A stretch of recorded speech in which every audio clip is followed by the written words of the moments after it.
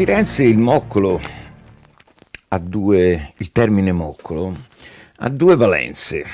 Una è quella della bestemmia, che sfortunatamente è una delle abitudini più frequenti dei fiorentini e dei toscani in generale, ma dei fiorentini in particolar modo. Infatti chi bestemmia viene detto, quando uno bestemmia si dice sta moccolando. L'altra però, il moccolo, è la classica candela, cioè la candela che veniva utilizzata appunto per varie ragioni, per illuminare. Ma nella fattispecie c'è un termine che è tipico toscano, ma credo che si sia diffuso un pochino in tutta l'Italia, ed è appunto il termine reggere il moccolo. Che cosa vuol dire reggere il moccolo? Bene, normalmente si intende di una terza persona che assiste, senza poter partecipare ovviamente, a quelle che sono le effusioni di due innamorati.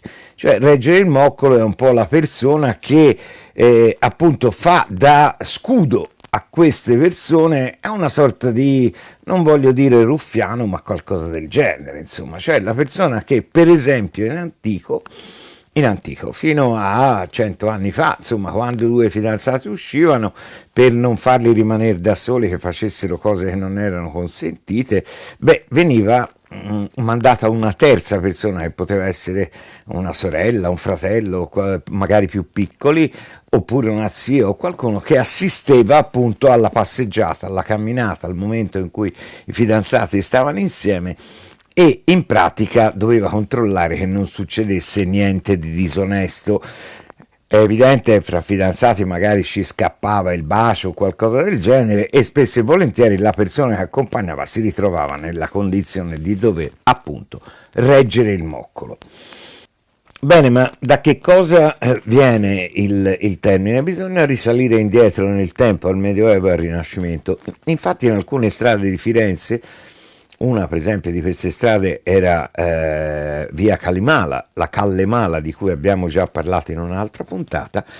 Le prostitute, non le prostitute di alto bordo, non le cortigiane, ma le prostitute da strada, fra virgolette, cioè non quelle che esercitavano nelle stufe o nelle osterie o nelle locande, oppure le grandi cortigiane, insomma, quelle che erano appunto versate in varie cose, oltre diciamo, all'attività prettamente sessuale, anche erano capaci di parlare di letteratura, di filosofia, di arte, insomma, un po' di tutto. No, io sto parlando delle prostitute a strada. Le prostitute da strada appunto si aggiravano nel buio, perché le strade non erano illuminate come oggi, in cerca di clienti.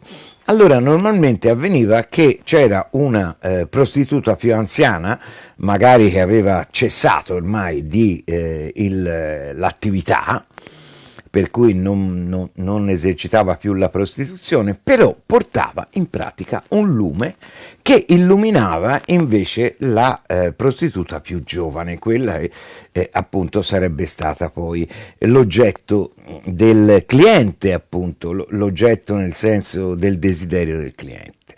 E la illuminava il volto, e spesso e volentieri anche ne lodava e ne le tesseva appunto le lodi delle varie capacità della prostituta, portando questo lume. Ecco perciò che qui si trattava ovviamente di una persona che faceva da intermediario, ruffiana, e che allo stesso tempo portava questo lume, perciò che normalmente era un lume fatto con una candela all'interno, una lanterna magari con una candela all'interno, per impedire che il vento la spengesse, e che reggeva appunto questo lume vicino al volto e al corpo della prostituta più giovane. Ecco l'origine di reggere il moccolo, che ancora oggi in qualche modo si continua a usare.